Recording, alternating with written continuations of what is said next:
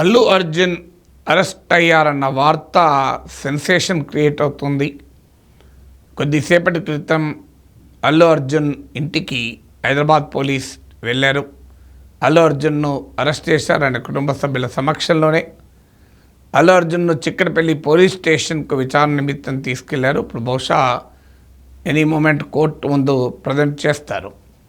అల్లు అర్జున్ పైన ప్రధానంగా 2 సెక్షన్ల కింద అల్లు అర్జున్ పైన సంధ్య థియేటర్ యాజమాన్యం పైన కేసు పెట్టారు.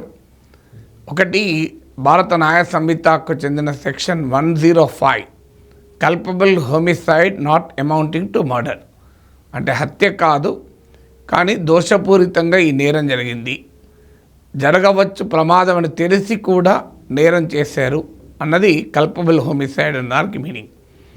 ఇది కాకుండా సెక్షన్ 1181 గాయాన్ని కలిగించడం, పనిష్మెంట్ ఫర్ కాజింగ్ హర్ట్, భారత న్యాయ సంహితలోని ఈ 2 సెక్షన్ల కింద అల్లు అర్జున్ పైన ఇతరుల పైన కేసు నమోదైంది. పోలీస్ వర్షన్ ఏంటంటే, మాకు సంధ్యా థియేటర్ యాజమాన్యం నుంచి కానీ అల్లు అర్జున్ టీం నుంచి కానీ ఏ రకమైన సమాచారము లేదు అని. అల్లు అర్జున్ హైకోర్టులో క్వాష్ పిటిషన్ వేసాడు కేసు కొట్టివేయమని. అందులో మాత్రం అల్లు అర్జున్ క్లెయిమ్ చేసింది ఏంటంటే, తాను సంధ్యా థియేటర్ యాజమాన్యానికి ఇన్ఫామ్ చేశాం, పోలీసుకు కూడా ఇన్ఫామ్ చేశామని ఆయన క్లెయిమ్ చేసినట్టుగా మీడియాలో కథనాలు వచ్చాయి. దాంతోపాటు అల్లు అర్జున్ సంధ్యా థియేటర్కు వస్తున్నట్లు పోలీస్కి ఇన్ఫర్మేషన్ లేదు.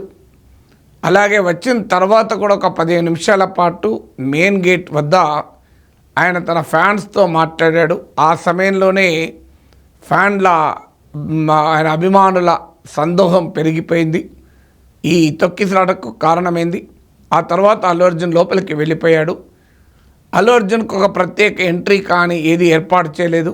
అందరూ జనం వచ్చే గేట్ నుంచే అల్లు అర్జున్ రావడం వల్ల ఒక్కసారిగా జన సందోహం పెరిగింది అన్నది పోలీస్ వర్షన్.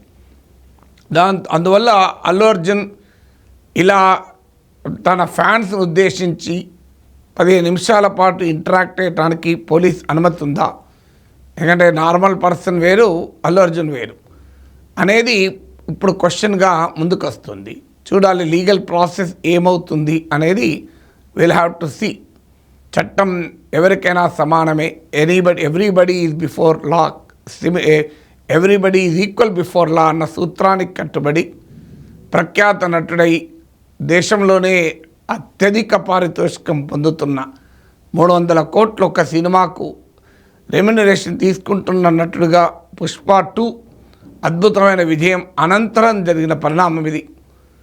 అల్లు అర్జున్ అన్నట్లు మీడియాలో వార్తలు వస్తున్నాయి, తనను పోలీసులు తన బెడ్రూమ్లోకి కూడా వచ్చి అరెస్ట్ చేశారు అని.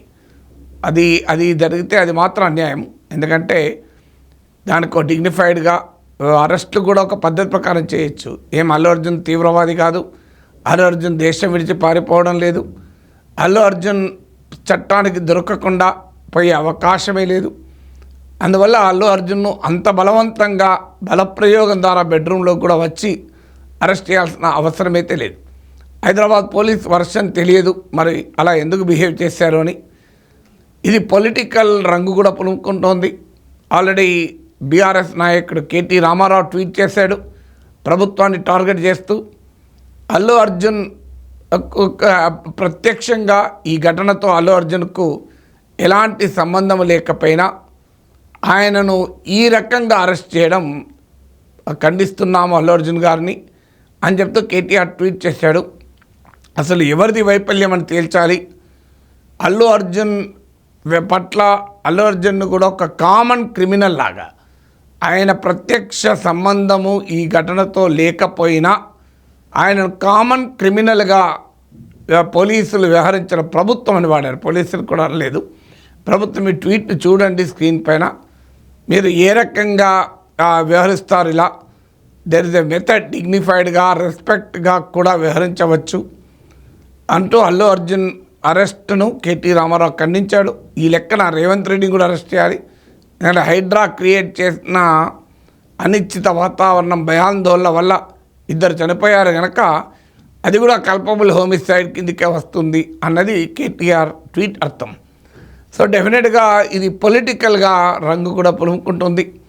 రేవంత్ ప్రభుత్వాన్ని అల్లు అర్జున్ ఆ అరెస్ట్ అంశంగా చేసుకుని ప్రతిపక్షాలు అటాక్ కూడా సిద్ధమవుతున్నాయి. ప్రభుత్వం మాకేం సంబంధం లేదు, ఇది చట్టం తన పని తాను చేసుకుంటూ వెళ్తుంది, చట్టం ముందు అందరూ సమానులే అని బహుశా ప్రభుత్వం నుంచి వివరణ వస్తుంది. ఇంతవరకు మనకు వివరణ రాలేదు. సో అందువల్ల ఇది రాబోయే కాలంలో మరి కొంత ఒక పెద్ద పొలిటికల్ స్టామ్కు దారితీసిన ఆశ్చర్యం లేదు. ఇవాళ అల్లు అర్జున్కున్న పాపులారిటీ, ఆ పాపులారిటీ వల్ల అల్లు అర్జున్ అరెస్ట్ క్రియేట్ చేసే పబ్లిక్ ఒపీనియన్ ఏ రకంగా ఉంటుంది, ప్రజాభిప్రాయం అల్లు అర్జున్ పట్ల సానుకూలంగా ఉంటుందా, లేదా ఈ ఇన్సిడెంట్ జరగడానికి అల్లు అర్జున్ కూడా బాధ్యుడు కదా, ఆయన తప్పు చేశాడని జనం భావిస్తారా, సమాజం భావిస్తుందా కూడా చూడాలి. ఈలోగా అంతకుముందే అల్లు అర్జున్ విచారాన్ని వ్యక్తం చేస్తూ 25 లక్షల నష్టపరిహారాన్ని ప్రకటిస్తూ ఇది కేవలం మేము మీతో ఉన్నాము అని చెప్పడానికే అంటూ చాలా పద్ధతి ప్రకారం ఆయన తన బాధను వ్యక్తం చేస్తూ కుటుంబానికి అండగా ఉంటామని కూడా ప్రకటించారు. సో ఈ పరిణామాల నేపథ్యంలో అసలు క్రౌడ్ డిజాస్టర్స్, సెలబ్రిటీల మూమెంటు, అవి క్రియేట్ చేసేటువంటి పరిస్థితుల్ని ఎలా ఎదుర్కోవాలనేది ఒక సీరియస్ ఇన్డెప్త్ డిబేట్ నడవాలి. అన్ఫార్చునేట్లీ ఎపిసోడల్గా, ఈవెంట్గా మన డిస్కషన్ నడుస్తుంటాయి.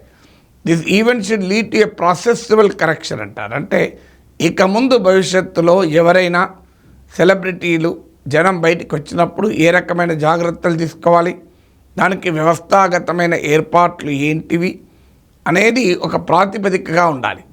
అందువల్ల అల్లు అర్జున్ అరెస్ట్ డెఫినెట్గా దేశవ్యాప్త సంచలనం, రాష్ట్ర ప్రభుత్వ చర్యలు కూడా స్క్రూటినైజ్ అవుతాయి. సో దీనిపైన న్యాయ ప్రక్రియ కొనసాగుతుంది. సో ఇది ఇప్పటి వరకు ఉన్న సమాచారం.